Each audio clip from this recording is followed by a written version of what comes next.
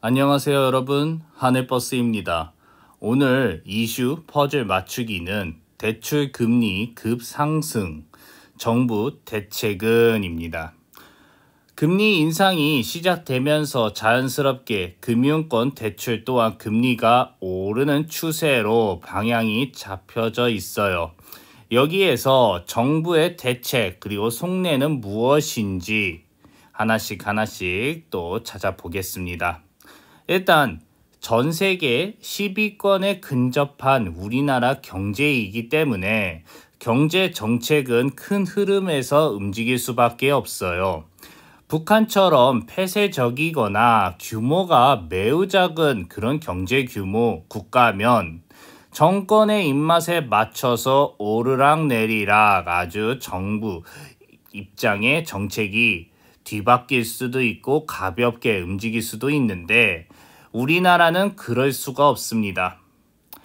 세계의 이 경제 수출을 하면서 그리고 주변의 국가 신경을 계속 써야 되는 나라이고 또 규모가 매우 큰 10위권 국가이기 때문에 그래요.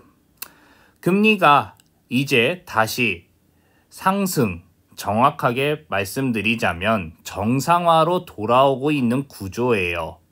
오늘 여기에 이 흐름 하나씩 해보겠습니다.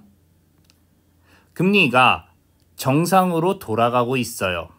그동안 저금리를 통해서 경제를 굴리고 자산값어치 상승 그리고 매우 큰 수익 또 꿈꾸면서 계속 투자했던 시절 이제 점점 멀어지고 있습니다. 그리고 준비가 안 된 사람에게는 매우 고통스러운 그런 시기가 기다리고 이제 시작되고 있어요.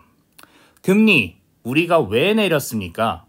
경제가 침체로 빠지면서 문제가 발생될 거라고 경제를 운영 그리고 관리해야 되는 정부와 하는의 판단에 힘입어서 금리를 이렇게 내렸고 너도 나도 돈을 쉽게 사용할 수 있게 또 미래 레버리지를 이용해서 현재의 소비 굴려가면서 어떻게 해서든지 버티고 그러면서 여기까지 오게 됐어요. 근데 금리를 언제 그럼 올립니까? 교과서 위주대로 이야기를 하자면 물가가 오르거나 돈의 값어치가 무너지거나 경제가 호황을 넘어서 과열될 때 그때 금리를 올린다고 해요. 그렇죠? 근데 지금 금리를 왜 올립니까? 경제가 좋습니까? 아니면 물가가 미친 듯이 올라가고 있습니까? 아니면 돈의 값어치가 무너지고 있습니까? 여기에서 뭐예요? 물가가 지금 막 올라가고 돈의 값어치도 서서히 무너지는 그 상황인 거죠. 코로나로 인해서 2020년 3월 때 금리를 내렸어요. 코로나 막 퍼지면서 경제 멈추니까 경제를 어떻게 해서든지 살리기 위해서 일단 막 급하게 내렸습니다. 근데 저번에도 말씀드린 것처럼 코로나 때문에 경제가 무너져서 내렸다라고 하는데 지금 코로나가 잡혔습니까? 아니잖아요. 더욱더 퍼지고 더 난리가 나고 있는데 근데 이 상황에서 그 이론대로라면 더 내려야 되는데 이젠 또 올린다. 딱 간단하게 퍼즐 몇 번만 맞춰보면 답 쉽게 우리가 유추할 수 있는 거죠. 어쨌든 정부가 지금 금리를 이제 올리겠습니다 하고 움직이고 있고 시장도 여기에 반응하면서 올라가고 있어요. 주도권 싸움에서 아직 정부가 시장의 절대적인 갑의 위치에 있기 때문에 시장이 여기에 반응해서 움직입니다. 금리라는 게 예를 들어서 기준금리가 10%다라고 정부가 땅땅땅 하면서 결정을 내렸는데 실물 경제와 시장에서는 받아들이는 금리가 5%다라고 하면 정부의 발언 그리고 상황 어떻게 된다라고 말씀드렸죠? 정부는 일단 권위가 약해지고 왜 약해지겠어요? 시장이 정부를 의심하고 신뢰하지 않기 때문이죠. 그리고 정부는 또 여기에 시장이 이제 컨트롤이 먹히지 않는다라고 판단을 하면서 이게 곧 둘 다 불신이 되고 시장 혼란이 오면서 난리가 날 수 있다. 그렇기 때문에 정부는 끊임없이 시장을 컨트롤하고 정부가 갖고 있는 다양한 카드, 뭐 예를 들면 채권을 매입하거나 풀거나 뭐 이런 거 말이에요. 그래서 시장을 계속 들었다 놨다 해야 권위를 가질 수 있다라는 거. 근데 우리나라 정부 이 위에도 있어요.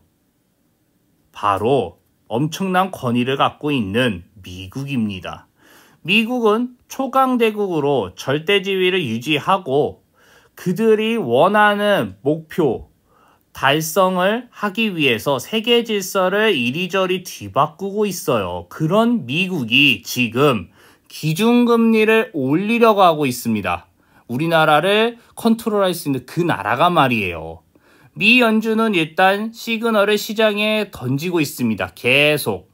그래서 시장은 아예 이제 기준금리가 인상이 예정화돼 있다라고 믿고 있습니다.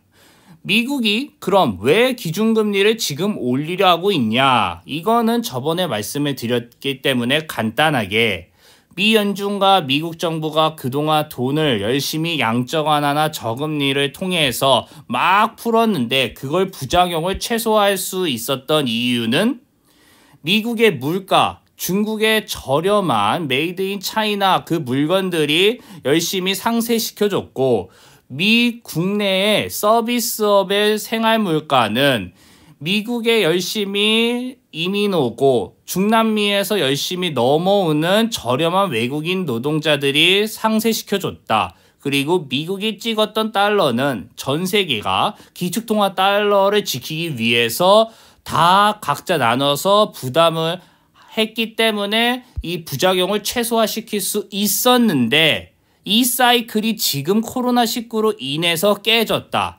어느 부분에서 깨졌죠?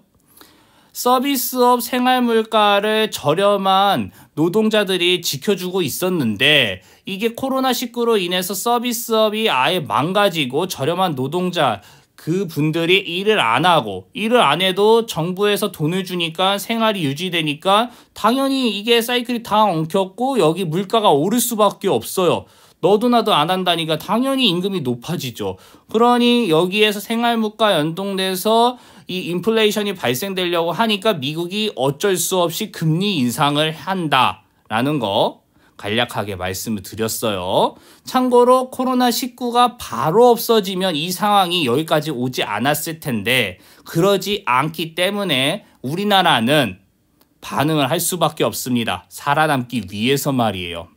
미국이 방향을 지금 정해놨는데 이거를 동조하지 않으면 수출로 먹고 사는 그리고 지하자원이 없는 우리나라로서는 큰일 납니다. 원화가 기축통화도 아니기 때문에 더욱더 그래요. 그래서 선제적으로 기준금리를 올리고 지금 미국이 기준금리를 이만큼 예상치를 올리겠다 해서 우리는 더 여기에 올리겠다라는 방향을 갖고 있어요. 근데 여기에서 포인트가 하나 있습니다. 우리나라도 예전에 미국의 기준금리보다 낮았을 때가 있었어요. 이거 교과서 위주대로 이야기를 하면 미국의 기준금리가 높기 때문에 우리나라 여기에 있는 자본들이 다 미국으로 빠져나가서 난리 날 건데 이거 저번에도 이렇게 했다라는 거 보면 이번에도 우리나라 할 수 있는 거 아니야? 라고 생각을 할 수 있어요. 뭐 제가 결정권자가 아니기 때문에 100% 이게 맞다라고 말씀은 못 드리는데 저번과 이번이 달라졌던 점은 우리나라 한국은행 총재가 기준금리를 무조건 미국보다 선제적으로 높여놓겠습니다 라고 했기 때문에 우리나라가 이번에는 금리 역전 상황이 발생되는 것보다 먼저 선제적으로 올리겠구나 라고 생각을 하는 거예요. 근데 일단은 이때는 그러면 왜 가능했습니까? 라고 그 물음표 답을 찾아봐야겠죠. 이때는 그나마 조금 가능했던 게 환율 때문에 그래요. 외화 방어가 지금이랑 조금 다르게 여유가 있었습니다. 기준금리가 미국이 높고 우리나라가 요만한데 만약에 이 상황이 유지되면 당연히 해외에 그리고 외국 자본들이 봤을 때는 우리나라보다 미국이 더 안전하기 때문에 우리나라에 있는 자금 빼서 미국에 투자하는 게 몇 퍼센트 좀 더 이득 되니까 이렇게 해야지 라면서 돈을 막 이렇게 뺀단 말이에요. 그러면 우리나라 정부 입장에서는 당연히 우리를 지키기 위해서 이 빠져나가는 만큼 상세를 해야 된단 말이에요. 뭘로 상세를 하겠습니까? 외화보유고로 상세를 한단 말이에요. 천문학적으로 쌓아놓은 그 돈을 말이에요. 근데 그때는 환율 그리고 미국 정부가 대놓고 돈을 찍겠습니다 라고 했던 상황이기 때문에 이 돈을 엄청 찍어서 돈이 계속 풀리는데 미국으로 다시 들어가지 않겠구나. 플러스 환율 그리고 외화보유고로 열심히 막겠구나. 이게 계속 연동이 돼서 그때는 됐던 거고 지금은 그걸 하려면 할 수는 있겠죠. 우리나라 경제 규모도 그만큼 있고 다만 우리나라 경제를 움직이고 좌지우지하는 그 한국은행 총재가 이렇게 안 하겠다라고 대놓고 얘기를 했고 외화보유고도 여기 할 수 있지만 환율이 지금 올라갔기 때문에 조금 애매할 수 있다라는 거예요. 다시 이야기를 돌아가면 한국은행은 이미 금리를 올해 올리고 시중금리 연동돼서 올라가고 있습니다. 그리고 이주열 총재가 계속 언급한 것처럼 몇 차례 인상을 하겠다라고 예고가 돼 있죠. 이는 곧 누구한테 가장 큰 타격이 오냐?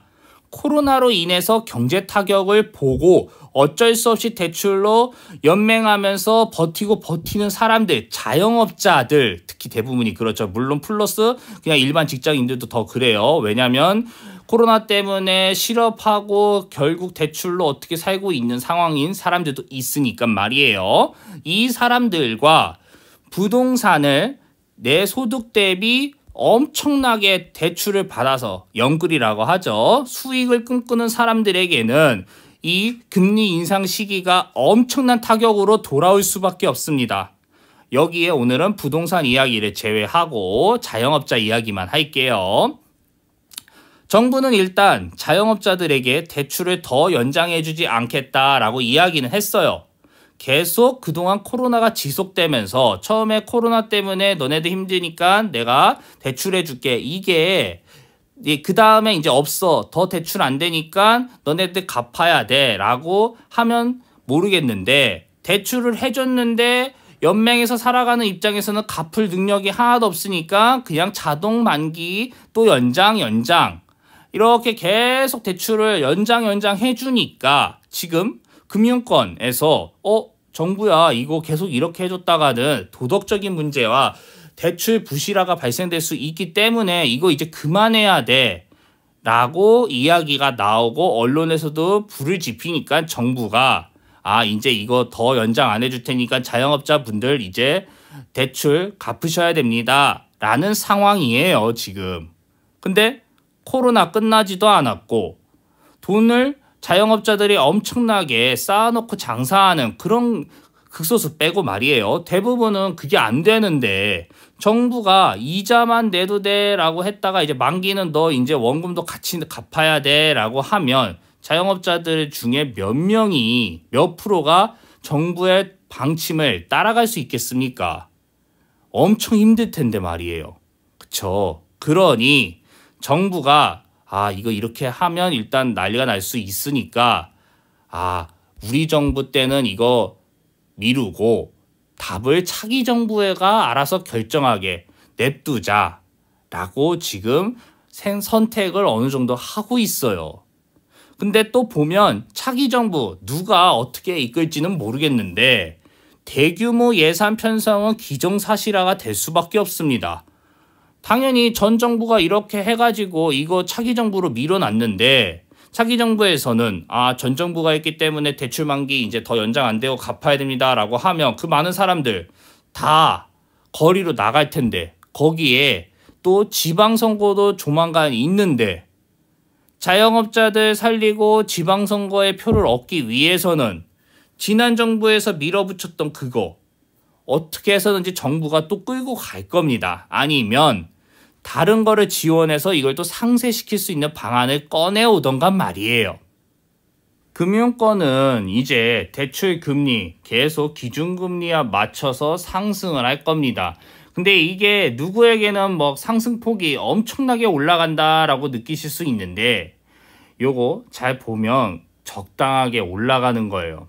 금융권도 막 수익을 극대화하려면 막 미친 듯이 올릴 수도 있을 텐데 이들도 정부와의 또 상황, 뭐 조달금리나 뭐 다양한 이 이해관계 그리고 봉사단체가 아니다 보니까 수익을 추구하는 그런 기업이고 또 국민들 눈치도 봐야 되기 때문에 이거 다 계산해서 올리고 있습니다.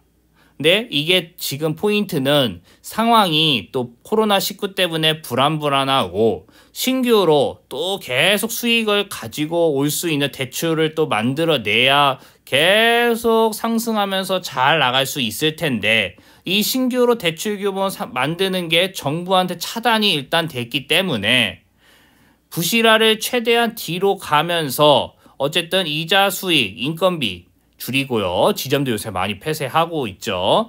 이 방향으로 갈 거예요. 오늘 대출 금리 급상승 정부 대책. 정부가 일단 대책을 준비하는 게 인플레이션이 올라가는 부분도 있고 저금리의 이 부작용들 때문에 이제 이거 금리 코로나19 때문에 내렸지만 아직 끝나지 않았지만 어쩔 수 없이 올려야 된다. 그리고 이게 올라가면 이자 수익 그리고 또 여기에 이자를 내는 사람들 그리고 경제가 다시 멈추는 거 그거 각오하고 있음에도 또 어쩔 수 없이 눈치 보면서 그리고 이런 부작용을 우려해서 원래 안 올리고 있었는데 이제는 미국 정부가 대놓고 기준금리를 올리겠다라고 하니까 우리나라도 어쩔 수 없이 그 추세 갈 수밖에 없다. 금리 역전 현상이 있긴 있었지만 그때는 그때고 지금은 한국은행 총재나 우리나라 경제를 총괄하는 쪽에서 계속 미국보다 먼저 선제적으로 올리겠다라는 거 하나씩 말씀드렸습니다. 감사합니다.